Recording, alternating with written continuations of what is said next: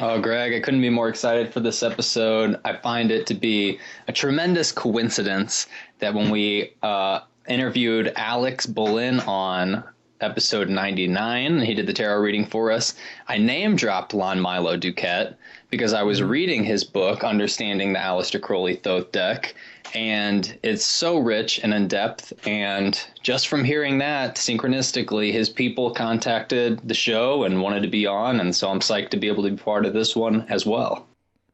Yeah, man. I was pretty shocked. I was pretty surprised when I got that message. And then when I dove into just how high level Lone Milo Duquette is in esoterica, I was taken aback. I was a bit shocked. I almost keeled over. I am psyched to have the opportunity. And I was thankful for Alex, too. That episode really sparked an interest for me. Alex could not be here today because he had a prior engagement, but we did try to make this a foursome. But he did set this thing in motion. Now we're talking to the Papa Bear of Magik himself. You know, that's crazy, man. Yeah, it's really cool. I love how reality unfolds like that. Yeah, and Lon is great at just breaking down things that seem a little abstract, things like the Kabbalah. I've heard several of his presentations on those ancient ideas and ancient texts and sacred geometry, and he breaks it down in a great way. And he articulated a point that resonated with me. He said that in terms of hermetics, it always feels like you're jumping into the middle of things. Like there's no definite beginning point, and you feel like with every explanation, there's an element that you're missing that is assumed in the explanation. And that's totally how I feel. You know, one thing will be explained and it'll reference something else as if I knew about it and I don't. So then you got to find out what that's about. And it's just a overwhelming body of work to really dive into, especially with no guidance. It's weeded out of our schools. Imagine if the sciences were weeded out of schools and then someone on the DL was trying to teach you all of science, you know, years and years of science. It would be a tall order as well, you know. Yeah, that's a great analogy because occultism is a science. It's just a science that people are not taught, and it is self-led. And that is the whole thing about when you get into esotericism about the Western way. And this is Western occultism as opposed to like Eastern mysticism, Eastern kind of like Buddhism and Zen and things we talk about fairly often on the air. The Western one is much more tricky. It hides from you. It's hard to understand. Like you said, there's no starting point. A quote from Hermes Trismegistus is, once you step onto the path, everywhere you look looks like part of the path. And so once you start getting deep into this symbolism study, you realize that the study never ends. You can learn infinite amount of all these different systems of symbolisms, what the colors mean, what the numbers mean, what the divinities and the gods and all their whole, what their whole crew is all about. So, yeah, it's a study that just keeps on going, and the rabbit hole gets deeper and deeper. Yeah, man, this is going to be fun. So, I know I'm psyched. I want to get a better understanding of this stuff and this perspective and tarot and conjured beings. I'm pumped. And it looks like Lon's ready, so I'm going to coax you listeners into donating to the show for your chance to take back a couple $100 in the THC Money Bomb. Here are the deets, and I'll see you on the other side with Kyle and Lon Milo Duquette. Hey people, I gotta take a second to tell you about something we do around here called the THC Money Bomb. What I do is every 5 episodes, I total up the donations I've gotten in that period of time, and half keeps me and the show going. I take the other half and I gift that back to a random listener. So far we're hitting about 500 each round, and I couldn't be happier about it. So consider throwing in $5 or $10. It's cheaper than a hand at the blackjack table with better odds than a scratch-off ticket. Plus, you know half supports a show you like, and at the very least, half will go to a like-minded person who could probably use a nice surprise in these troubled times. When you make a donation, I can see your email address, and that's how I pick the winner. But to keep things kosher, you can also get in the pool by sending your info on a postcard to me, Greg Carlwood, P.O. Box 635223, San Diego, California 92163. And that's what we call the THC Money Bomb. Boom.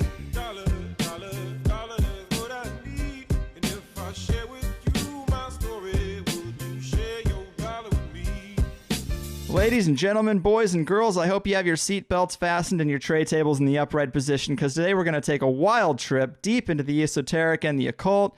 We know that life in the modern world has been carefully crafted to define the parameters in which we deem possible and worthwhile, yet outside of this mental prison, we see groups and individuals who reject the pre-approved reality for a more magical worldview of wonder and opt to see themselves as taking an active role in the creation of one's reality, as opposed to a helpless little miserable me tossed around and spit out by an unforgiving universe. Folks, it feels like we're dealing with a matter of perspective, but after 20 plus years of indoctrination, I sometimes wonder if all the damage can even be undone.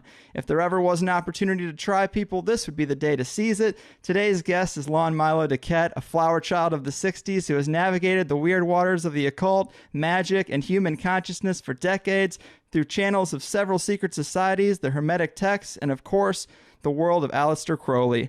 Throughout this journey, Lon has written over a dozen books that aim to demystify some of the dense material for the masses, and has come to be the U.S. Deputy Grand Master General of the OTO, a secret society of magic practitioners made famous by Aleister Crowley. It's going to get weird, people, and I couldn't be more psyched. Lon, welcome to the show. Well, it doesn't have to get weird. We like it weird here. We really do. Oh, well, okay. Well, thank you for having me on. It is a real pleasure, man. And thanks so much for taking the time. You're so great at breaking down these topics that I've been curious about for quite a while, but they still seem so foreign and so vast that it's a bit overwhelming at times. So this is really exciting. And I guess a good place to dive in would be to have you give us a bit of an introduction to the modern magical mindset, or the esoteric philosophy, as opposed to the way many of us have been conditioned to view reality. Well, it's I don't think you can say that there's a magical unified field theory that all magicians agree upon. It's the bottom line is that the nature of reality, the nature of the universe, the nature of being is ultimately consciousness, and that each individual is a monad of consciousness, or a terminal in the giant consciousness network, mm-hmm. and that consciousness transcends both space and time, and so when you start tinkering with aspects of consciousness in an artful way, which magicians do, magicians are artists.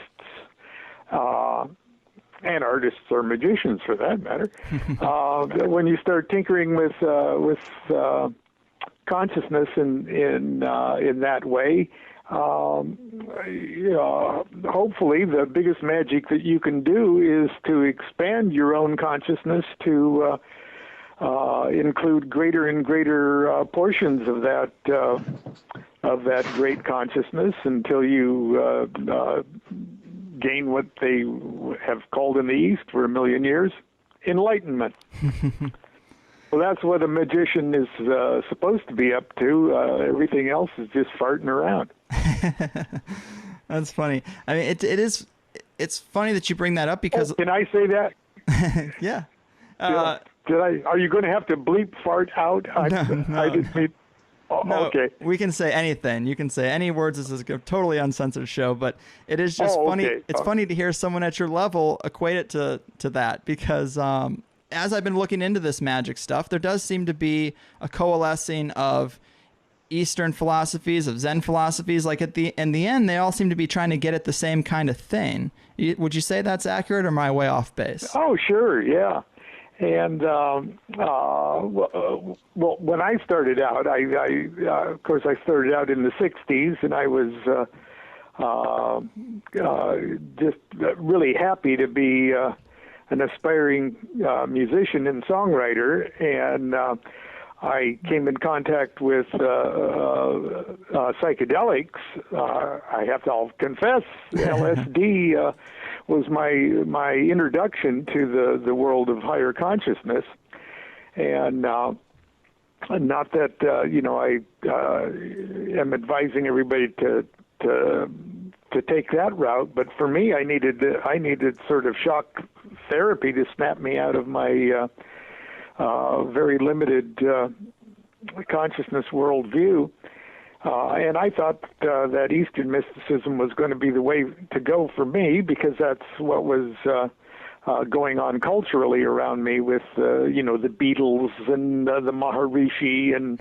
And so I got into the marvelous works of Alan Watts and the Eastern Way, and I thought I was going to be a first-class yogi. And I gave it a good try for a long time, but it finally sort of dawned on me that I was sort of hardwired a bit differently than that. And the Eastern Way, obliges you to systematically quiet yourself and go inside and systematically strip away all the things that you're not. And eventually, once you've stripped away all the things you're not, you're left with what you are. And what you are is, in essence, just exactly the same thing as the Supreme Consciousness itself. And that's a great thing. I could wrap my intellectual mind around that concept, but it seemed like I was hardwired differently. It was like I was hardwired instead of to go in. I sort of needed to do that same thing, only outward, outside of myself. I was much more comfortable working with all these inner things outside of myself with metaphors, and that sort of seems like it's the Western way. And so instead of Zen, I was sort of looking for a Western Zen. I was looking for a Western Tao Te Ching subtlety, and boy, I wasn't really finding it. And I finally ran into the Kabbalah, the esoteric Judaism, which sort of resonated with me. And through the Kabbalah, then I got into the Hermeticism and Western esoteric sciences, and that's how I wound up doing this in my old age. I mean, it's kind of parallels the path that I seem to be finding myself on.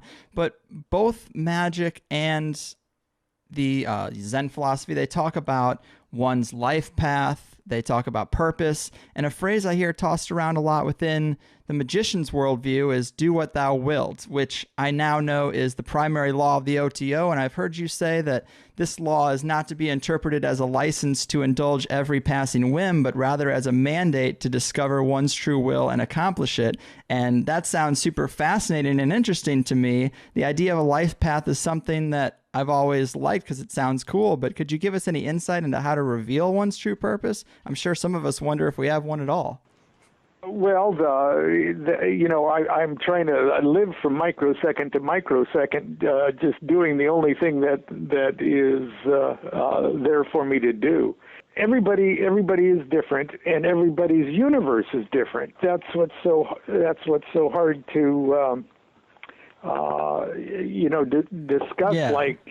I'm not asking anybody to do what I do or to see things the way I see things, because we're all looking at the same thing from a different angle. Like the people who are trying to describe an elephant just by feeling different parts. Yeah. So that makes sense. But where consciousness is concerned, everybody has their own universe. Literally has their own universe, and so I can only sort of give voice to how I'm interpreting my own universe, and it goes something like this. I wouldn't even be here. I wouldn't even be conscious that I am seemingly an independent entity. I wouldn't even be conscious of the fact that I seemingly am separate from you and everybody else. I wouldn't even be conscious of the fact that seemingly separated from me and the bookcase and my cat and the government and all of that. I wouldn't even be conscious of that unless I had some function that was necessary to execute in this grand scheme. and people over the centuries and the millennia have posited that there's this will of God, that we're in God's will, and it's not really that far off the mark. But what I'm saying is that I'm still here. I'm still talking and squawking and being a pain in my wife's neck, okay? Because there's still something that is necessary for me to do in the grand scheme of things that only I can do. And when it's done, I won't need to do it anymore, okay? I wouldn't be here unless there was a job for me to do. And I need to set about doing it. It's what a star does. It's what a planet does. A planet needs to be where it needs to be in order to fulfill its function in the cosmos. Okay, when its function is over, it goes. Okay, so I wouldn't even be here unless there was something that I needed to do, and that only I can do it. That is your will. Yeah. If you're a planet, that's your orbit. If you're a star, that's your path in the galaxy. It sounds like to me what you're describing is the great work is another term I've heard coined for this. And the great work is to be found in each of your individual acts. And so your day to day, like you're here today with us in this interview because it's all part of the greater work that's going on. Do you see it that way? Is it all building towards something, or is every part? I couldn't have said it better myself, or shorter. Yes. No, that's how I feel. It's a beautiful way to look at the world, and I'm really interested in trying to read signs and having an ongoing conversation with my universe that improves my life, but I think I'm kind of going about it all wrong. Like, here's an example. When I was a kid, I would ask the universe something to the effect of, okay, if I make this basket, then Jenny likes me. Then some type of impromptu magic 8-ball. And I'd shoot a basket and I'd make it and I'd ask Jenny to the dance and she'd tell me to go fuck off. And I'd be left thinking that that's the last time I asked the universe for any guidance. You know what I mean? Like, was my method wrong, or is there some way to increase our accuracy when trying to read signs? Well, the minute you start asking the universe for a sign, you've already separated yourself from the universe. Fair. You're getting way. You're short-circuiting the whole thing. From the very beginning. Do you think there's a quid pro quo about all of this? Nah, you just do it. When I said I'm trying to work from microsecond to microsecond, I really mean that. I never made a goal in my life. Okay, and this is my universe. So please don't say this is. I'm recommending this philosophy, but right. I've never had a goal. I don't set out to do anything. When people say, well, set goals in your life and then shoot for those goals, and I say, screw that. Okay, screw it. I can't do that. I don't set a goal. I don't even set a goal for what I'm going to do today. And it's not that I'm just reacting. If you are present in mind, from second to second, there's only one thing for you to do at any given moment. And the more present you are, the more you go along with the program. Mm-hmm. The second you start to think in any way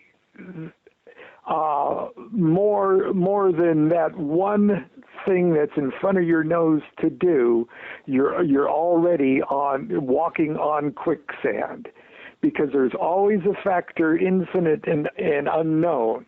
There is no future. There is no past. You're in an eternal now, and anything that you do to change yourself in that nowness changes not only the future, it changes your past. That's how consciousness works. It's really big stuff. And did you ever see the movie Groundhog Day?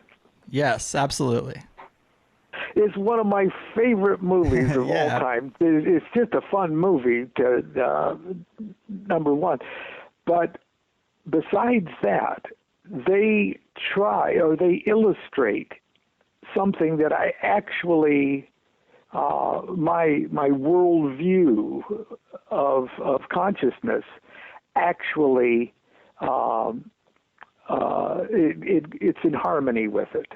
There's this idea where a guy wakes up every morning to the same day, and he goes through the same. It happens to be Groundhog Day. It's kind of really cute, and the first few days that he does it, he gets up and he makes exactly the same. Everything happens exactly the same way.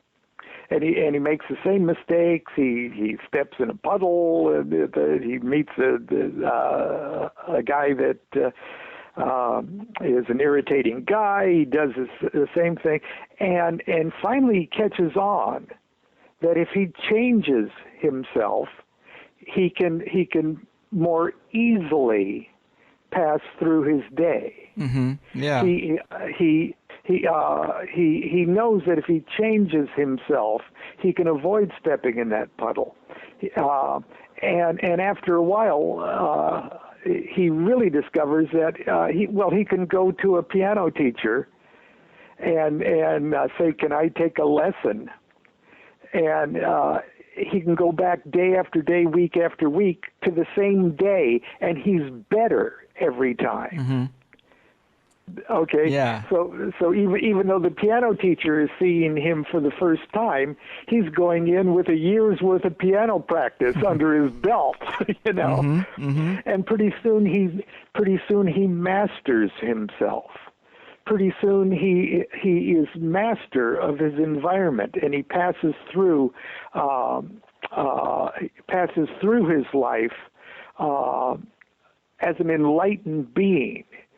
Step by step, literally, he is becoming the supreme consciousness of his life, and this is more in tune with my idea, my view of what, say, reincarnation is.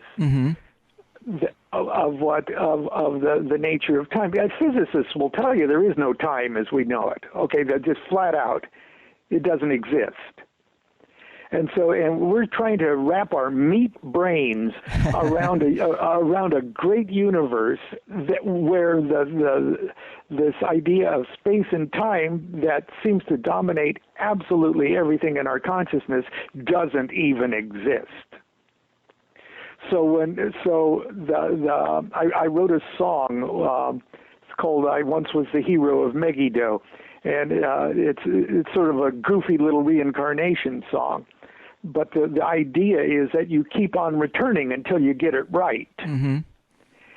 Okay, just like the guy just like Bill Murray in Groundhog Day. Yeah, that's a great example. He keeps returning until he gets it right, but it's the same life. Changing yourself now changes your past, changes your future. And the ultimate change in your consciousness changes everything to such a degree that you see that you've been everybody and everything all along. That's what you're shooting for. That's the emptiness of Zen. That's the fullness of Kabbalah. That is illumination. That is enlightenment. And the magician is somebody that uses absolutely everything in his or her outer world as a metaphor for this great adventure. uses a stick as a wand, as a metaphor for the will, and uses a cup as a metaphor for the understanding, and then the rituals themselves are just like little songs, little vignettes that are played to set the mood for consciousness change. Does that make any sense at all? Yeah, absolutely. That's a pretty great analogy. I love the Groundhog's Day analogy. And I think something that might hold people back from fully embracing the magical philosophy, at least in terms of how, we see it in mainstream culture, is there seems to be a lot of fraud in the realm of rituals and spell casting and that type of activity. But we also see psychics advertising from a rundown beach shack or tarot readers on the boardwalk that look like they're barely keeping their life together. And I have to be honest, as curious as I am, my rational brain takes over and looks at those situations and says like, well, if I'm doing better than that, so whatever secret understanding he's worked out, it can't be that valuable. And that's kind of where I'm left. How can I rectify that? Well, what's to rectify? You're just making an observation that's probably pretty damn accurate. Right, but I want to, as I'm curious, I want the validity and my rational mind. I want to come together with my curiosity. I want to rectify those two things. I guess I'm looking for a validity. The thing is, just because somebody, well, I read tarot cards too. I mean, I read tarot cards for people, and so I have something in common with somebody that reads tarot cards by the beach and spends their money on heroin. That's a fair point. But the thing is that they shouldn't reflect on me, and I shouldn't reflect on them. It's like saying I speak English, and John Wilkes Booth spoke English too. Yes, okay. Yes. Does that mean I hate Lincoln? Right. Yeah. No. Yeah. That's a great answer. And I'm the idea of magic, of metaphysics, of mystical thought is no different than just the language that somebody is speaking. And some of us at least try to speak the same language. Some of us use the language better than others. But there's a lot of other things that you can use, language to write great poetry, or you can do it to, get lost in Da'ath like a lawyer would use it. So. Mm-hmm. No, yeah, that's a great answer. And I mean, on the flip side, to be fair, I hear a lot of people break down corporate symbolism and the careful crafting of some of these powerful companies' logos, and it seems more like sigil making than they'd probably let on. And, I see guys like Jay-Z at a Lakers game with a big chain that says, "Do what thou wilt." And I think, well, he's pretty damn successful. Maybe there is something to this stuff. So there are elements on both sides. You're right. It's just a language. I know. Yes, it's nice to have to see people that are thinking at least on certain subjects the same way you are, being cool people and successful and everything else. But there's also the book of the law says a king may choose his garment as he will, but a beggar cannot hide his poverty. And the idea that there actually may be a really grungy person down at the beach reading tarot cards and looking really, really scruffy, who just might actually be Lao Tzu in disguise. And if you're not ready to hear the voice of God out of somebody laying in the gutter, then you're not ready to hear the voice of God out of somebody in a pulpit or somebody who you instantly respect because of their outward appearance or character. If you can't find the light in the darkness, you're not going to be able to find the light anywhere, and that is a fact. And so Crowley latched onto this immediately, whether he did it consciously or unconsciously, because in order to see what a wonderful, saintly, holy man Aleister Crowley was, you got to go through a lot of darkness to find it. You have to beat through all sorts of fears and your own hang-ups in order to get it. But when you get it, it's worth the dig. Okay, and the same thing could be said out of the mouth of anybody that you may or may not agree with, and it's really, well, these are insights that old farts come to just by becoming old farts. Okay, it's not a thing that Kabbalists all come to the conclusion. All the old guys in barber shops, come to the same conclusion.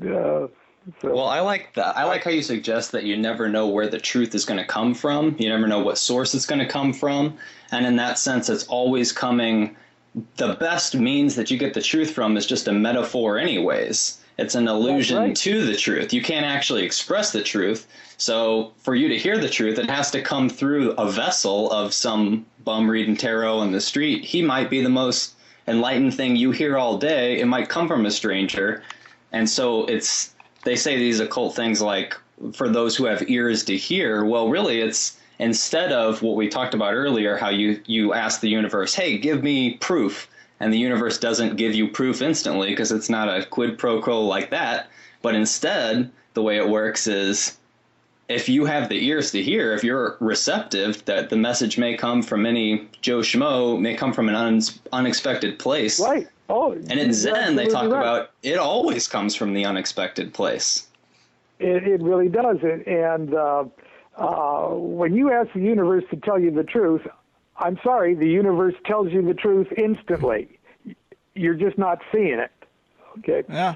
If you're actually ready to ask that question, you've got the answer. Yeah. And that's the whole idea about why divination works or it doesn't work. It's easier to see the answer in something perfect or something approaching perfection, something approaching that if the answer would come to you as a clear mirror image, it's easier to look into a mirror that isn't all screwed up and obscured. Mm-hmm. It's easier to see your own reflection in still water than it is in wavy water. Mm-hmm. And but still, your reflection is in wavy water.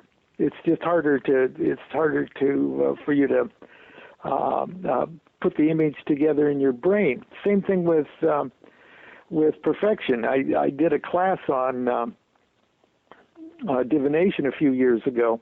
And I said it's easier to see your answer in something that's approaching perfection. And so beauty is perfection. That's why you can go for a walk in the woods or see a flower or something, and something deep inside of you goes doing, and you get your answer. And mathematics is perfect, and the Kabbalah, of course, is based on mathematics and tarot and numerology and stuff. But I took it as far as saying, I think Mark Twain is perfect. Tom Sawyer and Huckleberry Finn are perfect novels. I love Mark Twain. He's the voice of God. I just love Mark Twain. So I went out in the backyard with Tom Sawyer, and I wrote down just at random, sentences from Tom Sawyer. Just open a page at random, put my finger down, then I wrote those.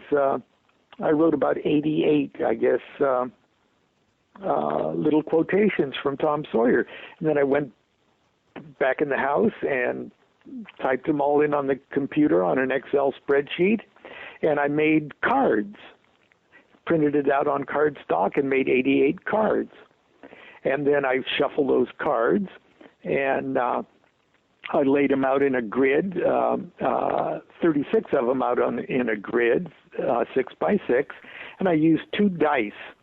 And I said, I'm going to make an oracle out of Mark Twain. I'm going to have a conversation with Mark Twain, and I'm going to roll the dice, and the one dice will be the column, and one dice will be the row. And I'll ask my question, and I'll read the card. And if I don't understand that first card, then I'll set it aside, and I'll take a card off my little stack of the ones that are left over, and I'll replace it, and I'll say, well, what did you mean by that? And I'd enter into a conversation with Mark Twain. And I thought, oh, that's going to be a cool thing. And so I finished this project up about 10 minutes before people were going to arrive for class. And I said, this will be good. I worked all day on it. I hope it works, And so just before anybody comes, I try it out for the first time. And I said, okay, Mark Twain, is this a real oracle? And I threw the die, expecting to have to draw 3 or 4 cards to get into a conversation with him, to find. I drew 1 card. And it gave me my answer. And I said, is this a real oracle, Mark Twain? And it said, well, that sounds like a good way, but that ain't the way Bob Tanner done.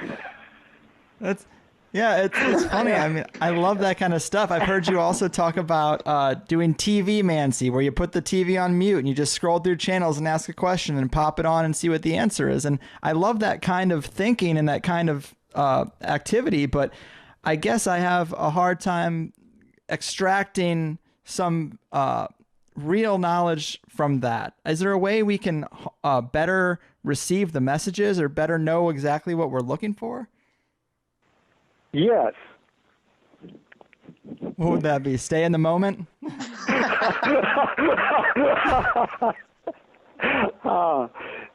Trust yourself. Yeah. It's tough to do. Trust yourself. Okay.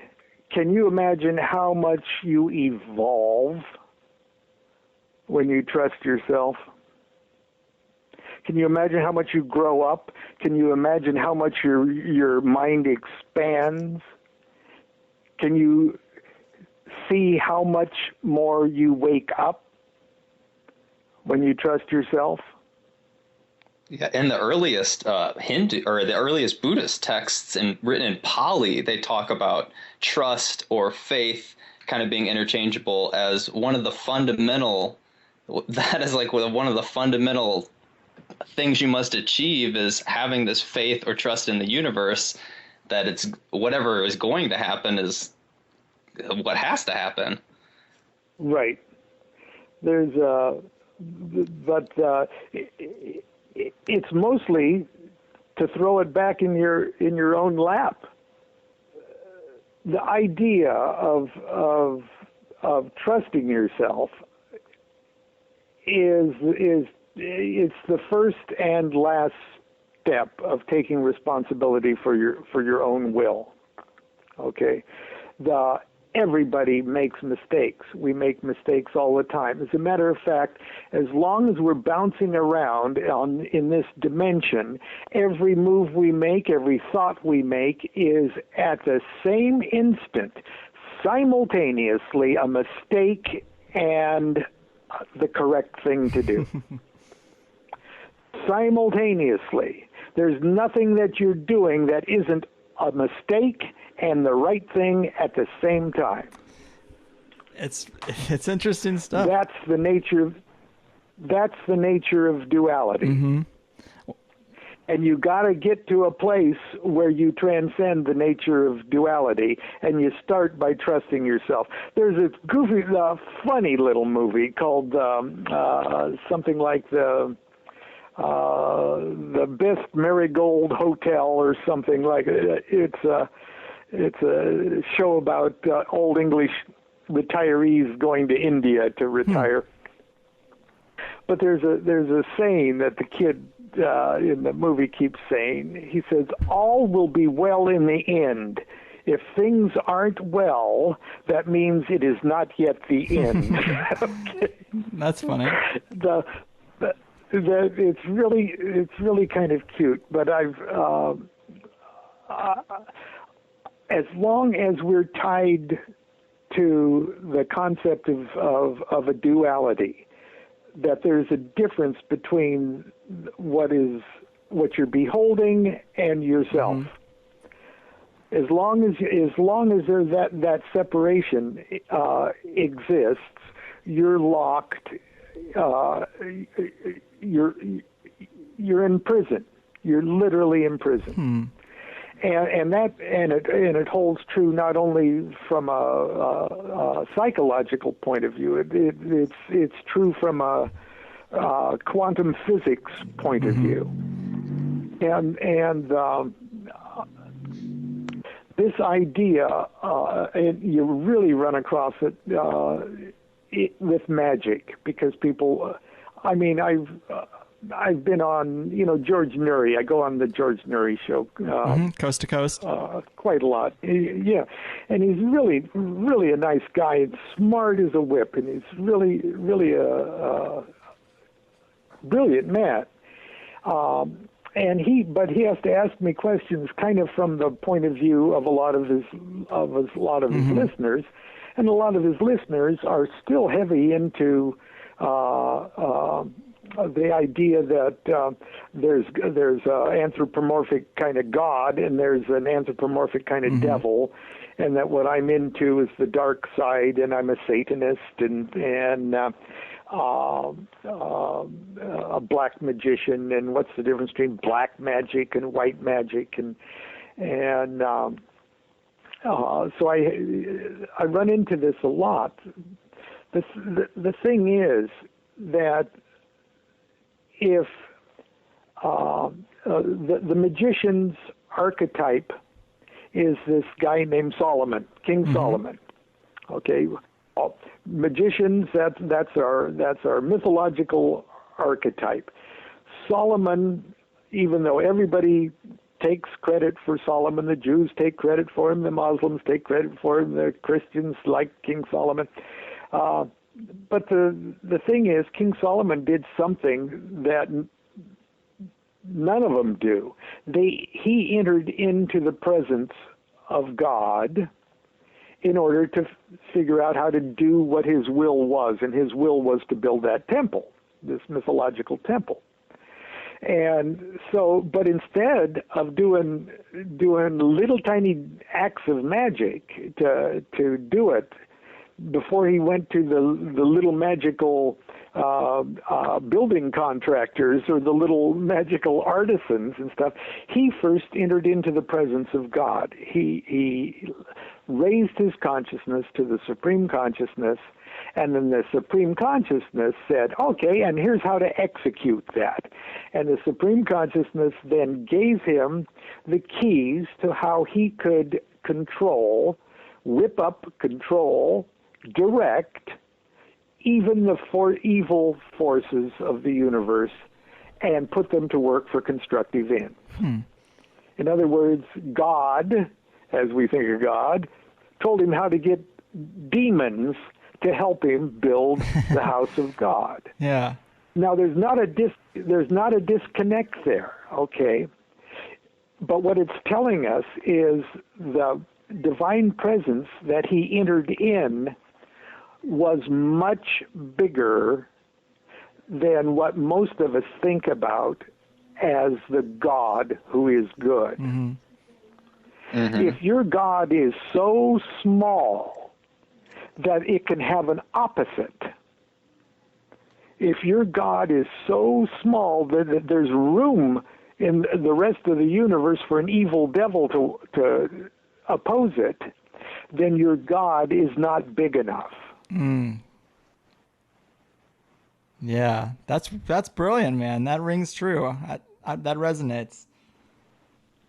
And so the first thing a magician needs to do is not learn to control the demons or the spirits or anything else. The first thing a magician needs to do is become a Solomon. A Solomon who has swallowed up the small g good and the small e evil into one big transcendent good that there is no opposite of. Does that make any sense? Absolutely. Absolutely. That's well said. And it kind of flies in the face of my next line of questioning for you, which was I wanted to kind of get into some of the magic things in the magical toolbox, the rituals themselves, fortune telling, divination, sigil making, necromancy, all that kind of stuff. It's interesting. And I was curious if there was a certain thread of magic that you would point someone to who was looking to who was curious about this kind of stuff and was looking to dabble in it, something that would be most effective. But I guess everybody's individual experience is going to be far different. Yeah. Let's go back to the thing about trust yourself. What I would suggest is investigate what you're initially attracted to. What sort of because it's an art form, and because magic is an art, and because magicians are artists, take responsibility for your own art and go toward what attracts you, and don't worry if you're being attracted to it for unworthy motives. I'm sorry, you're not awake enough to even know what your motives are, so just go with it. Yeah. Okay. So if you're attracted to sigil magic, if you're attracted to chaos magic, if you're attracted to Santeria, if you can picture yourself as a this or that kind of sorcerer or wizard, go ahead. Investigate it. Because the important thing is that you recognize that you're seeking something. Okay, and it doesn't even have to be magic, okay, because everything is magic. If you like filmmaking, if you like animation, if you like writing, if you like poetry, if you like painting or sculpture, or if you like gaming, okay, go ahead. That's where your soul is leading you at the moment, and actually, it knows much more accurately what you really need. So. So initially, and Crowley makes it a formal thing when you join the AA. You get an AA superior in just the first year. You don't do anything except what the hell you want to do. What are you attracted to? Well, then just dig into it, and but you have to start somewhere. The important thing is starting. Yeah. And where you start from is where you're at. That's the thing about following your own bliss or doing your own creative thing, is the place you got to start from is where you're already at. And I feel like a lot of people are so pent up. They don't have time to do creative activities. They don't think I'll be good at it. And the simple belief, I don't think I'll be good at it, or I don't think it'll be a productive use of my time, prevents people from starting the very first step in what would be like an authentic, natural, creative expression experience for them, but they just prevent themselves from thinking, oh, it's not worth my time. Yeah. And that's one of the great and very positive advantages of joining an organization, an initiatory society. Okay. The mistake with joining an initiatory society is thinking the initiatory society is going to do anything for you. Mm-hmm. Okay. The importance of joining an initiatory society is that you're forcing yourself to take steps. You're forcing yourself to start and take progressive steps. Okay, it's not that the organization is going to give anything to you or do anything to you. Fat chance, but they're valuable to you for what they make you do to yourself. And well said. And people that become disappointed in groups or initiatory societies is because they've become disappointed with themselves on taking the next step, and they have a group of people to blame for their and people are assholes. I'm sorry, even great people that are on the same trip and are trying to do the best for other people and everything else. I'm sorry, people are jerks and assholes, and people are always going to let you down. Okay, the thing is, love them and take responsibility for your own next step. Okay, because that's all those people are doing too.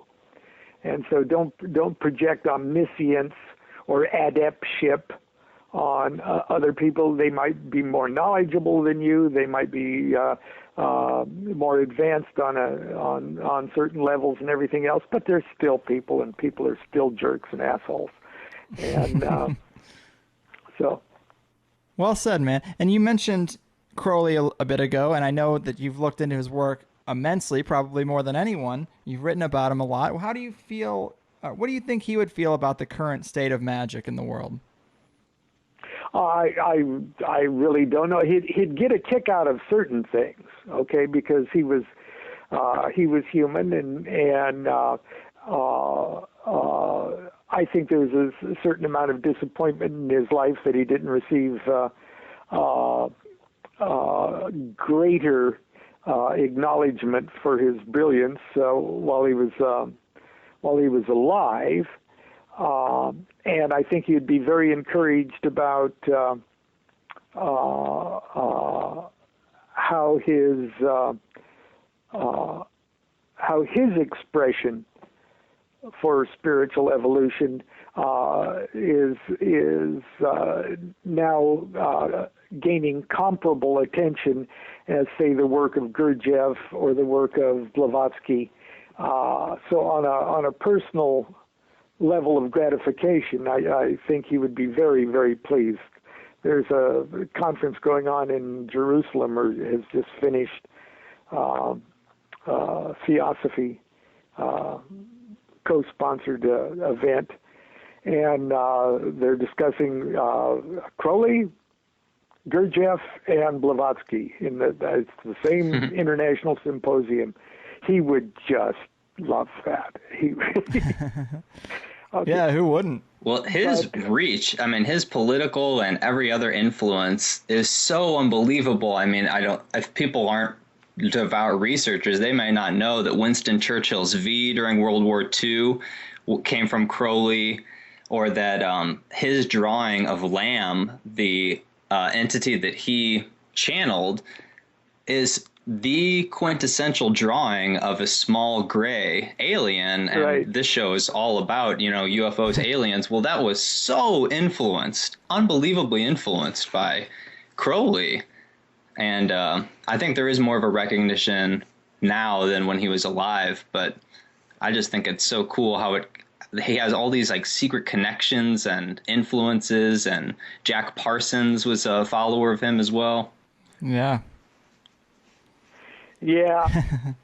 No, he's and his mystique is only going to grow, as the years go on. he died before I was born, so I didn't, even have the opportunity to meet him. But my initiators were Grady McMurtry, who studied with Crowley in as much as he could, anyway, in England during the Second World War, and Phyllis Seckler, who corresponded with Crowley, and Helen Smith, who corresponded, and she was the wife of both Jack Parsons and Wilfred Smith, and of course Regarde. I knew Regarde. And so talking with these people, I get to see a Crowley that was very human and goofy and wrote goofy letters Crowley was as a human with warts and brilliance and everything. So it makes it hard for me to read a Crowley novel, because I feel I know Crowley so much that I'm almost self-conscious when I read his novel. Have you ever read a novel that a friend of yours has written? Yeah. Okay. If a friend says, "I've written a novel, I want you to read it," and you read it and you're embarrassed, okay, and you don't want to tell him, "This stinks." Yeah, and it might not stink, but you know the person so well that you can tell when they're committing gross affectations, or when they're being presumptuous, or they use a word that they would never use in real life, and that's sort of how I feel about Crowley's fiction. After reading your book about his tarot deck, I had never heard of this term, the Aeon of Horus, or that we were in a new aeon of human consciousness, and, what you had deciphered from Crowley's writing. I just found that so intriguing. I thought it was really interesting. I think it really dovetails with, the internet and this whole era of self-expression where the individual is empowered to kind of say whatever they want, go whatever path they want. And I just wondered if you have anything to say about the Aeon of Horus, or what this proclamation of this new era was going to be. Well, number one, if we're going to start to synchronize objective reality in the movement through time as the years roll by here, the Aeon of Horus. As a matter of fact, all changes of aeons or ages, what changes the age are advances in human consciousness. The 2 ages ago, which he conveniently just called the age of Isis, the goddess Isis. We didn't know where babies came from. We didn't have a 9-month attention span. Okay, we didn't know where babies came from.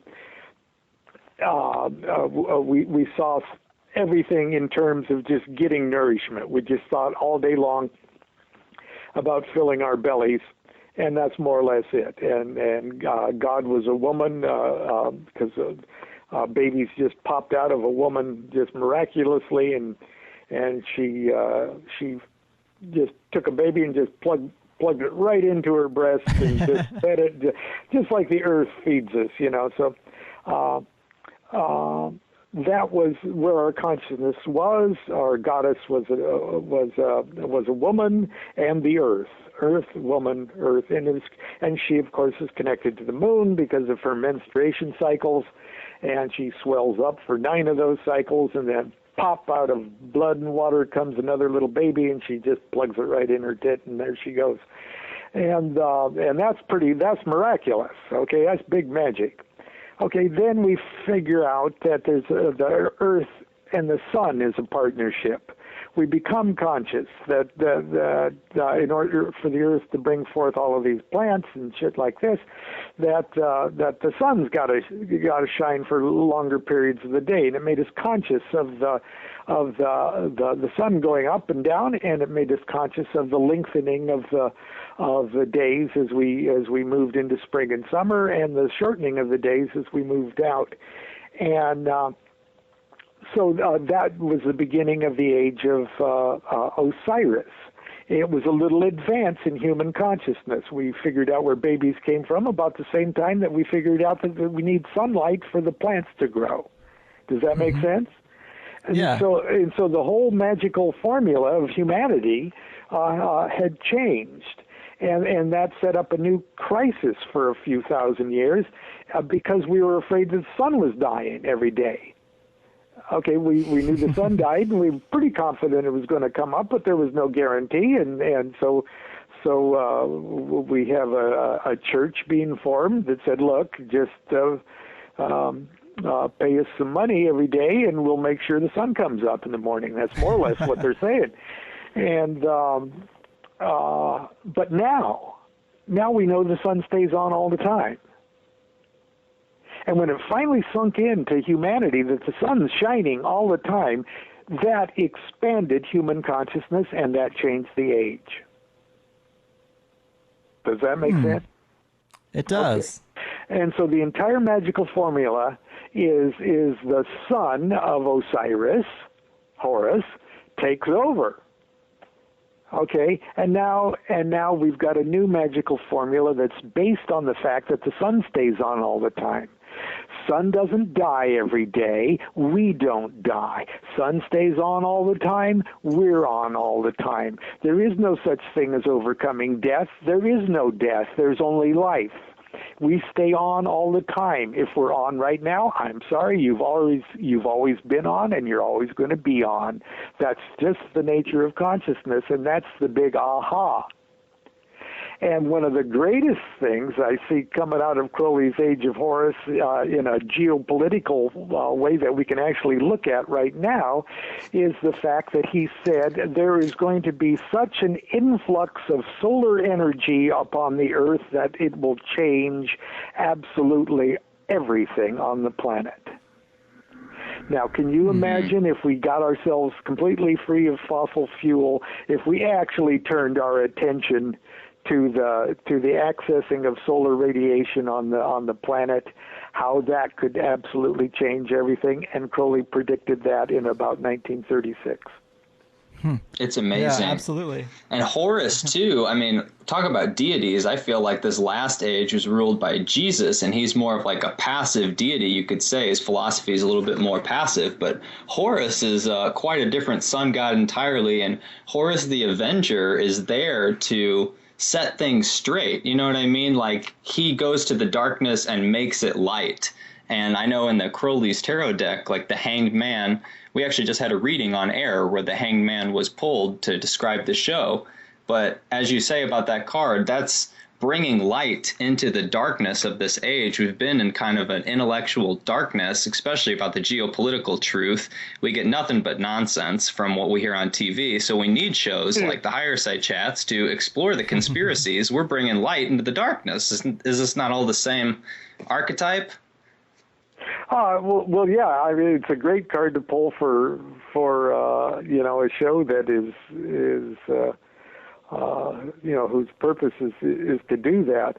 The old point of view of the Hanged Man, Crowley says, has so radically changed with the age change as to make the Hanged Man card almost like the appendix in the human body. It must be there for a reason, but it's bordering on obsolete. And but instead of the idea of self-sacrifice, there was a time when the idea of self-sacrifice was a big leap in ethical consciousness, and but self-sacrifice for the sake of self-sacrifice is stupid. Okay, it's and it's not helping anybody. Okay, there's a level of self-sacrifice that is absolutely still, a wonderful, holy thing. But self-sacrifice for, it's a virtue for me to self-sacrifice, I'm sorry, it's like committing slow suicide. The idea of it's more like philanthropy now. It's more like the wisdom and the impulse and the joyous responsibility for those who are capable of being philanthropic to do so, because it just it enriches the universe, it enriches them, it enriches who they're being philanthropic toward. So it's that was you were blessed with that reading. Yeah, man, I did. I kind of agree. And I was interested in tarot, and we had this guy, Alex Bolin of the Alex Cast, perform it. And it happened to be using your deck. And that's kind of how we ended up here today. But it was the first reading for anything that I've participated in. And it seemed to show just overwhelmingly positive results for me and the trajectory of the show. It said that my biggest obstacle would be to get too comfortable with success, and now I'm running around talking about the validity of tarot because I have a vested interest in this particular reading. So I've heard you say that tarot isn't really fortune telling, it's more like fortune creation, and I'm interested in that. Can you elaborate on that at all? Oh, there you go. Okay, yeah. Well, it's a snapshot. It's a snapshot of creation in progress, and if there's any fortune telling involved, it's how the individuals are interpreting that. The way I read cards is different than others, because I don't claim to be psychic at all.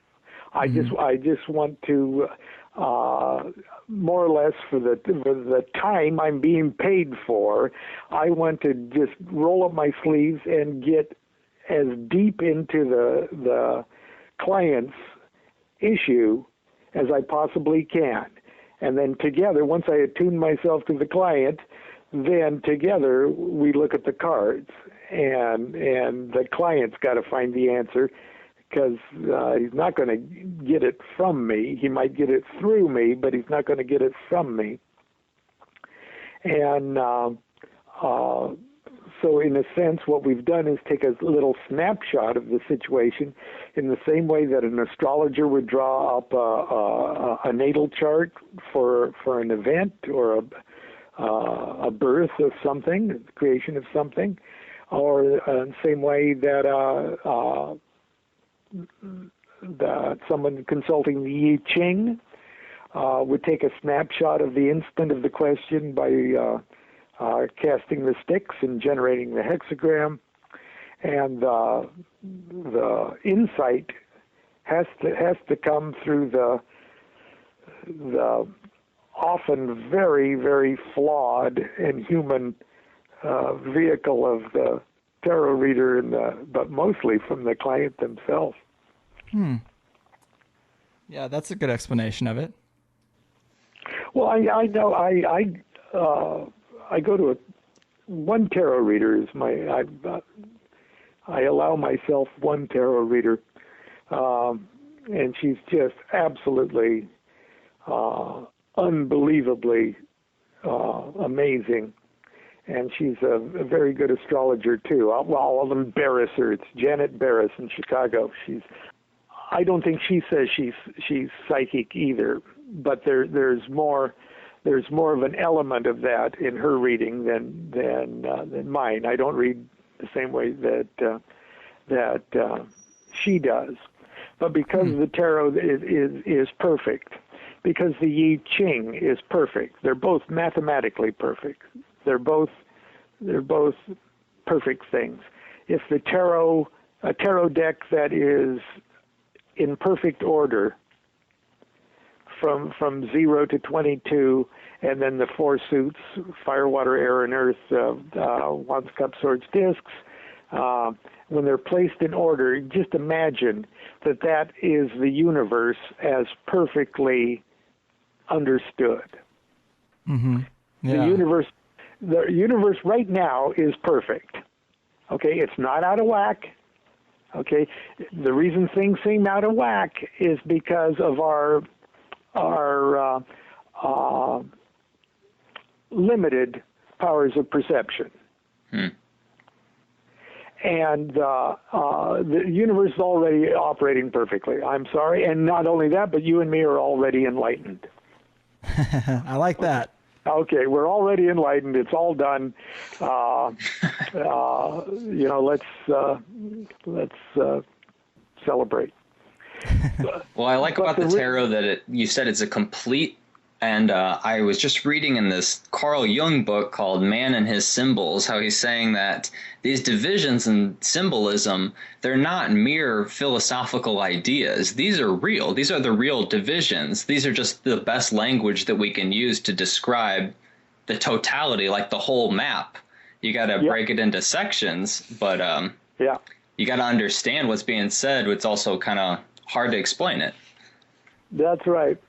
And but we can get really close, okay? But it's like we have to constantly upgrade our operating system.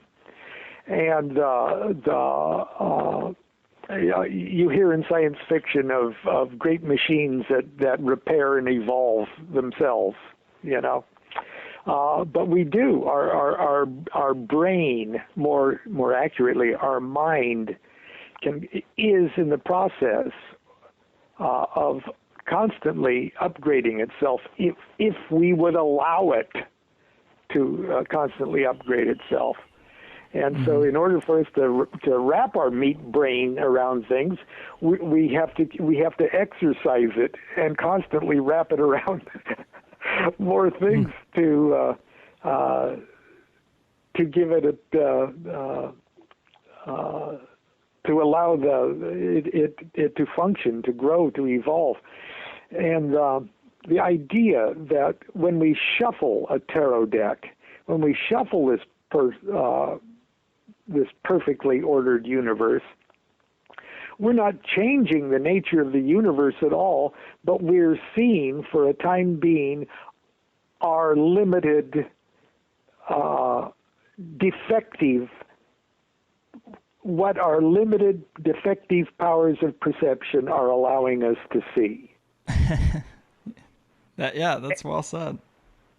And if we have an idea of where things land in a perfectly ordered universe, if we see where how we are misinterpreting it, how the cards are arranged and juxtaposed with one another and precede and follow each other, we can start to get a handle on what it is we need to do to get them back into order, to get them back in there. And in a way, it's like viewing one of those lenses, those holographic lenses or plates, and when you drop them on the floor, they shatter, but every shard contains within itself the whole.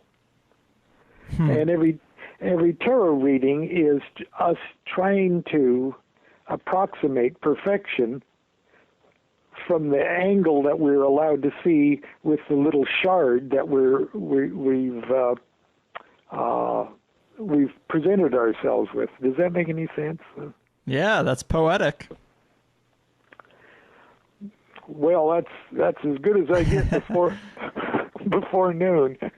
Yeah, man. Hey, well, this has been great, Lon. I really appreciate it. We're getting kind of close to the end of it there, but we're so used to a culture that externalizes everything. It's really hard to keep these concepts in mind all the time. And there's so much more re-education required to let magic back into our lives, and an hour just scratches the surface. But it has been a blast, and hopefully we can do it again. And I also love when this happens, when I mention to people, I mentioned that you're a musician as well and a magician, and you were able to provide us with a closing song, which I really like, and wanted to give you a minute to talk about, but also let the people know about your website and a little bit about your books, that kind of stuff. Okay. Well, The best website, I've got londuquette.com, but most of my material comes from my Facebook pages. I got a Facebook fan page and a Facebook friend page, and but I've also got a Reverb Nation page for my music, and so.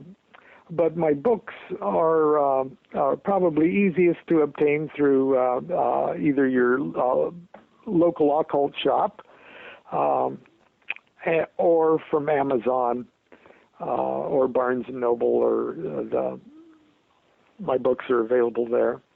And I've got tarot cards and stuff too. But I've got also 3 CDs that I've done in the last over the last 2 years, and the music has become once again part of my magic. And if the songs don't seem particularly magical overtly, please know that they're magical covertly, and it's part of my work. And that's just about it. I'm going to. I just got back from Shanghai, and I'm going to go to Europe.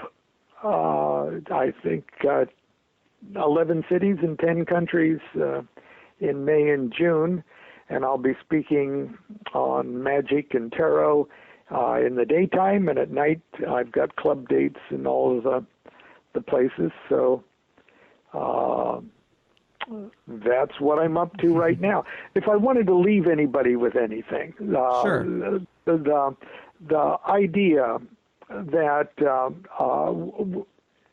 if somebody is interested in magic or just plain interested in life, the biggest tool in your toolbox is something that you already can do. It's the power source of your toolbox.